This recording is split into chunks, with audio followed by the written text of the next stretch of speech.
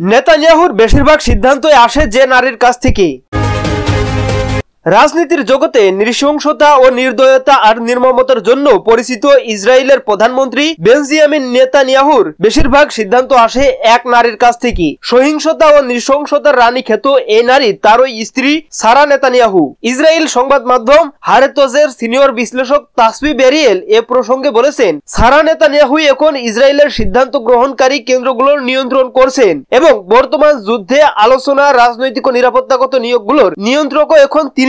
সারার জন্ম 1958 সালে উত্তর ইসরায়েলে। ইসরায়েলি সেনাবাহিনীর সাবেক এই সদস্য বেশ কয়েকজন প্রভাবশালী ব্যক্তির সঙ্গে সম্পর্ক রাখতেন বলে নিজেই জানিয়েছেন। সারা 1980 থেকে 1987 সাল পর্যন্ত কিব্বুৎজ গ্রুপের এক ব্যক্তির স্ত্রী ছিলেন। তার সঙ্গে বিচ্ছেদ হয়ে যাওয়ার পর সারা এল আয়াল নামে এক বিমান কোম্পানিতে চাকরি নেন বিমানবালা হিসেবে। ওই বিমানেই নেতানিয়াহুর সঙ্গে তার পরিচয় ঘটে এবং 1991 সালে সারা বিয়ে করেন। তাদের সংসারে দুটি পুত্র সন্তানও রয়েছে।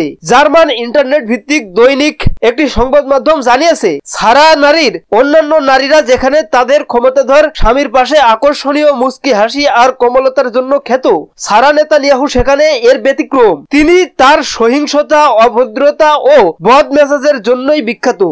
নেতানিয়াহুর বাসভবনের সাবেক সেবক সিলভি জিনিসিয়া সারা নেতানিয়াহুর স্বভাব সম্পর্কে বলেছেন, তিনি আমার সঙ্গে খারাপ আচরণ করতেন এবং তিনি চাইতেন আমি যেন প্রতিদিন তার পায়ে চুমু খাই। নেতানিয়াহুর গৃহকর্মীরা সাম্প্রতিক বছরগুলোতে সারার বিস্ফোরক আচরণ সম্পর্কে সবসময়ই অভিযোগ করে আসছেন। এ পর্যন্ত বেশ কয়েকজন গৃহকর্মী আদালতে মামলা দায়ের করে নেতানিয়াহু পরিবারের কাছ থেকে ক্ষতিপূরণ আদায় করতেও সক্ষম হয়েছেন। তার বিরুদ্ধে বিচার বিভাগীয় সর্বশেষ মামলায় ইসরায়েলি বিচারকরা সারা নেতানিয়াহুর সাম্প্রতিক কিছু আচরণ সম্পর্কে তদন্তের নির্দেশ দিয়েছে। এই আদেশ এমন সময় দেওয়া হলো যখন সারা ও তার স্বামী নেতানিয়াহু দুর্নীতি মামলার একজন সাক্ষীকে সারা নিজে হুমকি দিয়েছেন অভিযোগ করা হয়েছে। দর্শক, এই ছিল আজকের সর্বশেষ আপডেট নিউজ। সকল প্রকার আপডেট নিউজ সবার আগে পেতে আমাদের চ্যানেলটি সাবস্ক্রাইব করে পাশে থাকুন। ধন্যবাদ সবাইকে। আল্লাহ হাফেজ।